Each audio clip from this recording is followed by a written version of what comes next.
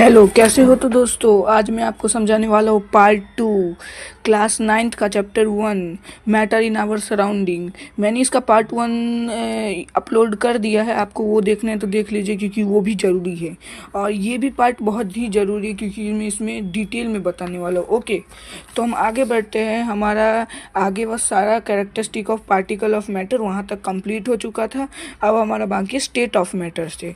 ठीक, तो state of matter देखते हैं। स्टेट ऑफ मैटर, हाँ नाम भाई ठीक ही है।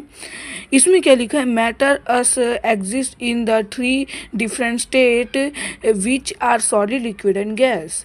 मैटर जो होते हमारे सराउंडिंग में रहते हैं, जो 3 स्टेट के होते हैं। एक होता है solid, liquid and gas. Okay, इतना हमने पढ़ लिया तो हम थोड़ा साइड में देखते हैं कि इधर लिखा है this state of matter arise due to the variation and characteristic of the particle of the matter।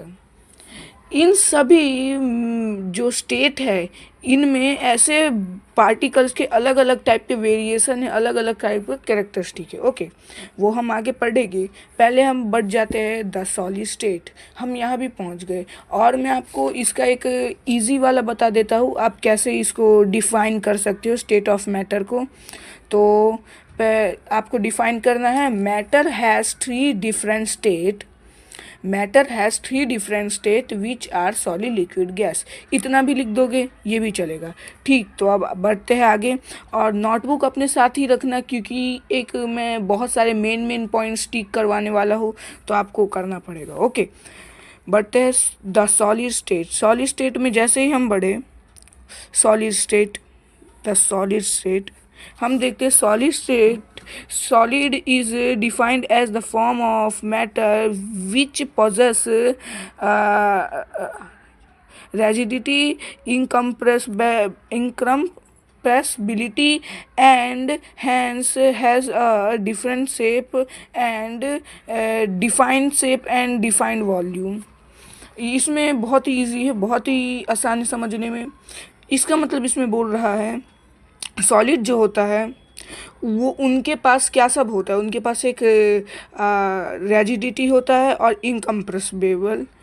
अब ये इनकम्प्रेसिबिलिटी ये मैं आपको समझाने वाला हूँ लिक्विड में बहुत अच्छे से, एग्जाम्पल भी देखिए, इसीलिए इसको टिक मार कर लीजिए। इनकम्प्रेसिबिलिटी आपको आगे पता चलेगा। पहले हम बढ़ देते हैं रैजिडिटी। किसी को रैजिडिटी के बारे में नहीं समझ आया होगा तो इसका मतलब होता है कठोरता, और इसका अच्छे से इंग्लिश में मीनिंग निकालना है। मीनिंगफुल मीनिंग है इसका हार्डनेस। ओके, रैजिडिटी का मतलब कठोरता या हार्डनेस। अब हम आगे बढ़ते, उनके पास एक अपना शेप होता है और अपना एक अलग सा वॉल्यूम होता है। ओके, इतना हमने पढ़ लिया। अब हम कुछ उनके और आगे पढ़ते हैं। ठीक, तो थैंक यू। तो हम ये पहुंच गए हैं दूसरे सेक्शन में जिसमें हमें दिया है some important portion of solid state are as follows. तो ये बहुत ही ईजी है। अब तो आपको मैं इतने अच्छे से समझाने वाला हूँ आप दूसरे की वीडियो देखोगे ही नहीं। ठीक, तो हम पढ़ जाते इसमें फर्स्ट पॉइंट में। इसमें कह क्या रहा है? इसमें हमें कुछ इंपॉर्टेंट पॉइंट्स बता रहे हैं सॉलिड स्टेट के बारे में। ओके, फर्स्ट पॉइंट पे जैसे बढ़ते हैं हमें क्या देखने को मिलता है? Solid state has defined shape, distance, border and fix volume. उसको क्या और हम कह सकते हैं नेगेजिबल कंप्रेसिबिलिटी। इसका मतलब क्या होता है? उसके पास अपना एक डिफाइंड शेप होता है, पता ही है। उसका अपना एक बॉर्डर होता है। जैसे कि मैं आपको एग्जांपल देता हूँ, ये एक कोई मैटर है, सॉलिड मैटर, इसका एक अपना इस साइड से बॉर्डर है। ओके, ये इसका फिक्स ही बॉर्डर है, कभी हट नहीं सकता। अगर इसको काट के हटाए तो हट सकता है। ओके, वाटर में क्या होता है? वाटर में आप थोड़ा भी मूवमेंट कर दो उस मॉलिक्यूल्स का, थोड़ा भी वाइब्रेट हो जाए वाटर के पार्टिकल्स, तो उनके बॉर्डर टेढ़े मेढ़े हो जाते हैं। आपको पता होगा ऐसे टेढ़े मेढ़े हो जाते हैं। ये अच्छा एग्जांपल बताओ तो आप एक कंघी को फेंकना जो अच्छा ही रहेगा। फेंकोगे तो कुछ ये स्प्रेड नहीं होगा, पर आप पानी को फेंकोगे तो जैसे शेप में था उससे वो बिखर जाएगा। ओके, सिंपल ही एग्जांपल है। उसके बाद हम ये देखते हैं, इसमें कह रहा है नेगेजिबल कंप्रेसिबिलिटी, इसका मतलब क्या होता है। और ये भी देख लो, उसका फिक्स वॉल्यूम होता है। ओके, जैसा शेप होगा वैसा ही वॉल्यूम होगा, वॉल्यूम कभी अलग ही नहीं हो सकता। हम नेगेजिबल कंप्रेसिबिलिटी देख लेते, ये क्या होता है। अब इसका मतलब क्या होता है कि इसका मतलब वही होता है इनकम्प्रेसिबिलिटी, बस इसको बताने के लिए ऐसे बोल दिया है, नेगेजिबल कंप्रेसिबिलिटी। ओके, उसके बाद हम सेकंड पॉइंट पे बढ़ते हैं। सेकंड पॉइंट पे क्या लिखा है, solid has tended to maintain their shape when objectives to outside force। अब ये भी बहुत ही इजी है। जो सॉलिड होता है उनके पास एक टेंडेंट होता है। टेंडेंट मतलब क्या होता है, अपने बॉडी को फोर्स में रखना। मतलब ये जो है, ये सॉलिड जो है अपने बॉडी को एक फोर्स में रखता है।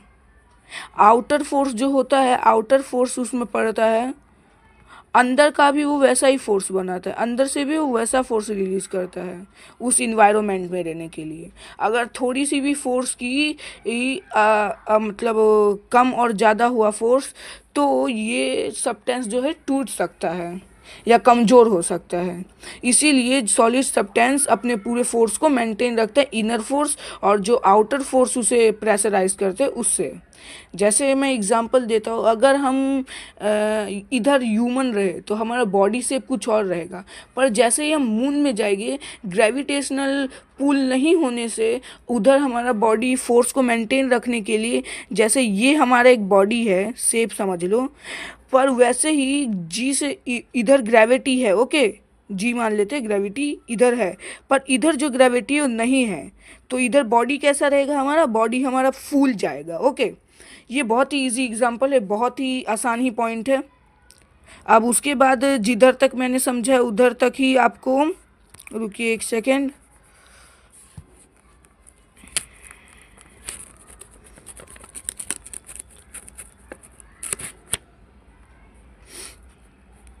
अब बढ़ते हैं, तो अब इसमें देखिए ये जो नीचे वाला पोर्शन है रबिंग बैंड, उधर से कोई ज़रूरत नहीं पड़ने का।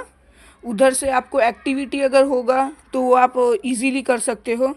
मैंने इधर तक ही बताया क्योंकि ये बहुत ही इजी, उतना ही पॉइंट आपको याद रखना है, उतना ज़्यादा आपको लिखने की ज़रूरत नहीं है। ओके, कहाँ तक लिखना है आपको, इधर फोर्स, सॉरी मैंने थोड़ा बड़ा लिख दिया, इधर ये फोर्स तक लिखना है।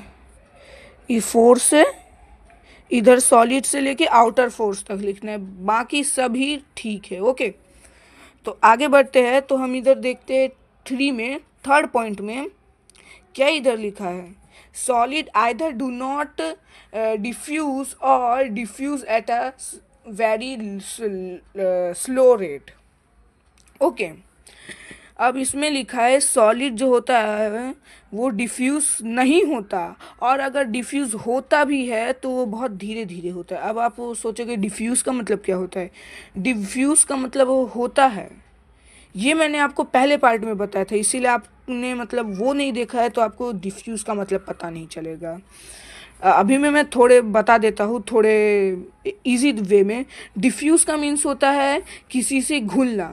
ओके, आप ये देख सकते हो मेरे फर्स्ट पार्ट में मैंने इसको डिटेल में समझाया था डिफ्यूज़ का मतलब क्या होता है, और आपको भी सुनने में मज़ा आएगा क्योंकि मैंने बहुत अच्छे तरीके से समझाया था।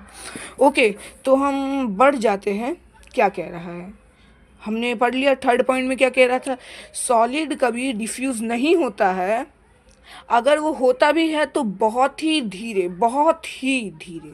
ओके, अब हम फोर्थ पॉइंट में जैसे बढ़ते हैं, फोर्थ पॉइंट तो और भी इजी है।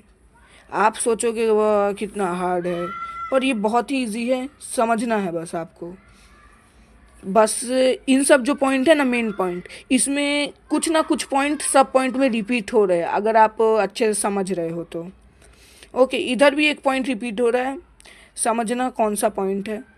अब देखो इधर क्या है, सॉलिड में ब्रेकन अंडर फोर्स, सॉलिड में broken under force, but it is difficult to change their shape, so they are rigid. Okay, rigid का मतलब हार्डनेस होता है, हार्डर। अब इधर बढ़ जाते हैं, सॉलिड को हम तोड़ तो सकते हैं पर उसे जोड़ भी सकते हैं। अब इसमें कह रहा है but it is difficult to change that shape, हम उसको उसका शेप चेंज नहीं कर सकते, करने में बहुत मुश्किल होगा। जैसे आप एक कोई पत्थर लो, उसको मोड़ने की कोशिश करो, उसको कुछ तो बनाने की कोशिश करो, तो वो टूट जाएगा, वो बनेगा नहीं। पत्थर है, आप अगर उसे तोड़ो तो आसानी से टूट जाएगा, पर अगर उसे कुछ शेप बनाना चाहते हो जैसे टाइगर का शेप, तो नहीं बन पाएगा, वो वहीं टूट जाएगा। ओके, तो इसका मतलब वो क्या है, हार्डर है। ओके, अब आगे बढ़ते हैं फिफ्थ पॉइंट पे। फिफ्थ पॉइंट भी बहुत ही ईजी है। अब फिफ्थ पॉइंट पे बढ़ते क्या कह रहा है, generally solid has higher density as compared to liquid और गैस फॉर्म्स। जो सॉलिड होता है उनके पास हायर डेंसिटी होता है। ओके, ये क्यों होता है वो आपको पता चलेगा, मैं आपको समझाने वाला हूँ। जो सॉलिड होता है उसके पास हायर डेंसिटी होता है। ओके, ये सब पॉइंट याद कर लीजिएगा। आप एग्ज़ाम में जो है ना, एग्ज़ाम के टाइम आप 3 भी पॉइंट लिख दोगे उतना फुल ही मार्क्स मिलेगा, क्योंकि ये मुझे पता है। ओके, एनसीईआरटी बेस्ड में बहुत ही ज़्यादा कॉमन है, 3 आंसर लिख दो डिटेल में, आपको फुल मार्क्स मिल जाएगा। ओके, अब हम आगे बढ़ते हैं। नहीं, पहले फिफ्थ पॉइंट तो पूरा कर ले। अब देखो इसमें क्या कह रहा था, हायर डेंसिटी, ये मैंने समझा दिया, लिक्विड और गैस से डेंसिटी ज़्यादा है उसका। ओके, ये क्यों है वो हमें नीचे पता चलेगा। अब हम अगर नीचे देखें तो नीचे क्या दिया हुआ है कि सुगर सैंड रॉक, रुकिए रुकिए, ये मैं तो आपको बहुत अच्छे से समझाऊंगा। इसके जो नीचे वाला पॉइंट है बहुत ही आपको जानने की ज़रूरत है, क्योंकि इसी में मैं आपको बहुत डिटेल में बताने वाला हूँ। ओके, देखते रहिएगा। Sugar sand stone and matter like iron copper gold silver etcetera are the example of solid. मैंने थोड़े एग्जाम्पल दिए हैं आपको, ये सब जो है सॉलिड के एग्जाम्पल है। ठीक, ये तो ईजी है। आगे बढ़ते हैं, हम देखते इधर मास पर unit volume of substance is called its density। अब भाई इसी में सब आके रुक जाते हैं, ये डेंसिटी क्या होता है। ठीक, तो डेंसिटी का जो फॉर्मूला होता है वो होता है m/v। डेंसिटी को आप d से डोनेटेड नहीं कर सकते, ये जो मैंने लिखा है d अभी, ये गलत था। ओके, डेंसिटी का एक अपना ही साइन होता है, जिसका साइन होता है कुछ ऐसा, ऐसा p जैसा होता है। ठीक, डेंसिटी का साइन p जैसा होता है, इधर आपको नीचे दिखेगा, ये डेंसिटी इक्वल्स टू m/v। इसमें डेंसिटी का साइन नहीं दिया है, पर मैं आपको बता रहा हूँ डिटेल, क्योंकि डिटेल एक्सप्लेन कर रहा हूँ। अब देखिए डेंसिटी का क्या होता है, m/v, लिख लीजिएगा नोटबुक में। m/v होता है मतलब मास पर वॉल्यूम। अब आप सोचोगे मास मीन्स क्या होता है। हाँ, कुछ लोगों को ये नहीं समझ में आता, मास मीन्स क्या होता है और वॉल्यूम मीन्स क्या होता है। सब कहते हैं सेम है भाई, सेम है, तो भाई ये पूरा ही गलत है। मास वॉल्यूम ये दोनों अलग हैं। अब मैं आपको बताऊँ वॉल्यूम मीन्स क्या होता है। वॉल्यूम जो टोटल एरिया कवर्ड करता है ऑब्जेक्ट, जो total amount covered by space of object, इतना आपको स्पेस दिया हुआ है सरफेस में, आपने एक ऑब्जेक्ट रखा, इसने कितना स्पेस कवर्ड किया, वो आपका हुआ वॉल्यूम। अभी भी समझ नहीं आया तो मैक्स में जाओ, तो मैक्स में आपको क्या मिलेगा, वॉल्यूम। क्यूबॉइड का वॉल्यूम क्या होता है, L/B/H, मतलब ये पूरा एरिया जितना है वो इसका वॉल्यूम। इस सरफेस में जितना एरिया ये ले रहा है उनका ये वॉल्यूम है। अब मास क्या होता है, इसमें ही लोग कंफ्यूज हो जाते हैं अब मास और वॉल्यूम में। आपके भी दिमाग में यही वाला आ रहा होगा, मास का भी। ओके, तो बहुत ही इजी है, मैं बताता हूँ आपको, इसको रफ करने दीजिए।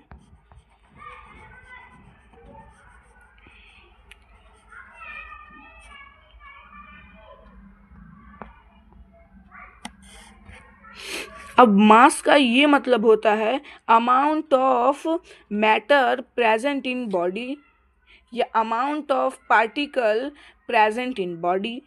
ये जैसे कोई ऑब्जेक्ट है, इसमें कितना पार्टिकल प्रेजेंट है। ओके, ये हो गया हमारा मास।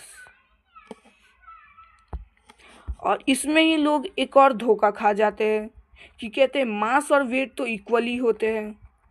अब भैया, अगर आपने आगे का नहीं पढ़ा है तो उतना ज़्यादा दिमाग लगाने की ज़रूरत भी नहीं है। मास जो होता है,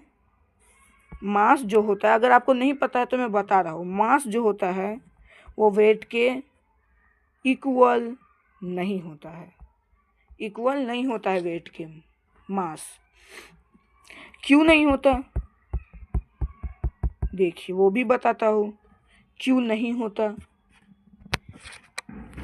क्योंकि मास जो है वो क्या है, एक अमाउंट ऑफ पार्टिकल है, उस पार्टिकल में जितने अमाउंट है वो है। ओके, मतलब एक ऑब्जेक्ट में जितने पार्टिकल है वो है। पर वेट क्या है, वेट वो है जिसमें जितने पार्टिकल है उस ऑब्जेक्ट में वो भी गिना जाता है, और वहाँ जो ग्रेविटी पड़ रहा है वो कितना पड़ रहा है वो भी गिना जाता है। इसीलिए तो वेट का क्या फॉर्मूला आता है, रुकिए, वेट का क्या फॉर्मूला आता है पता है किसी को क्या? हाँ, तो जिसको पता है ना वो सही सोच रहा है। वेट का फॉर्मूला क्या आता है?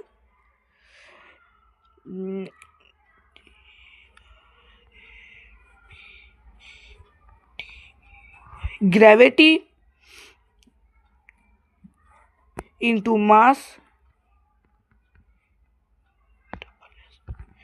ग्रेविटी इंटू मास, या शॉर्ट फॉर्म में लिखूँ तो ये हो जाता है। अब भाई आप मास इंटू ग्रेविटी ले लो, ग्रेविटी इंटू मास कॉमन ही है। चलिए आगे बढ़ते हैं। तो ये क्या होता है, एक पार्टिकल होता है जो एक ऑब्जेक्ट है और उसमें कितना ग्रेविटी लग रहा है। ओके, इसीलिए वेट और ये मास अलग होते हैं। ओके,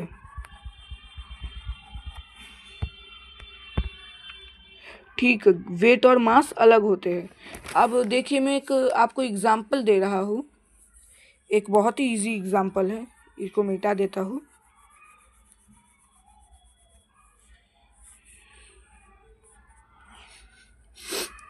एग्जाम्पल है, एक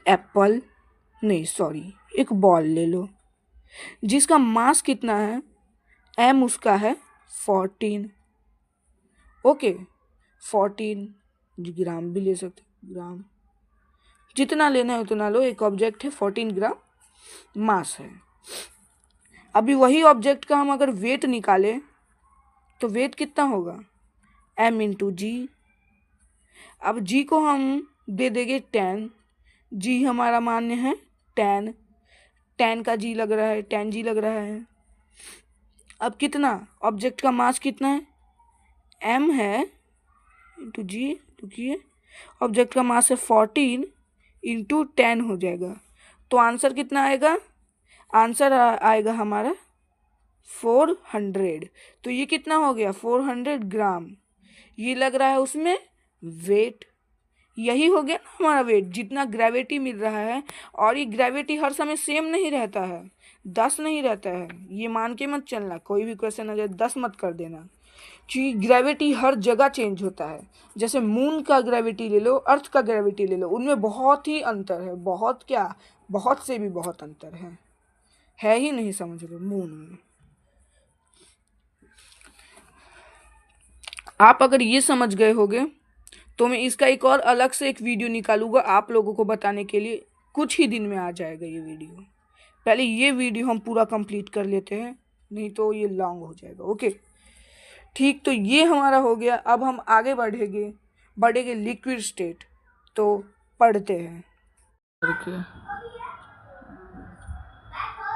मैंने देखा वर्जन, उसके बाद बताया 2000 के ऊपर होना चाहिए वर्जन, तुम्हारा 1000 के नीचे है इसी।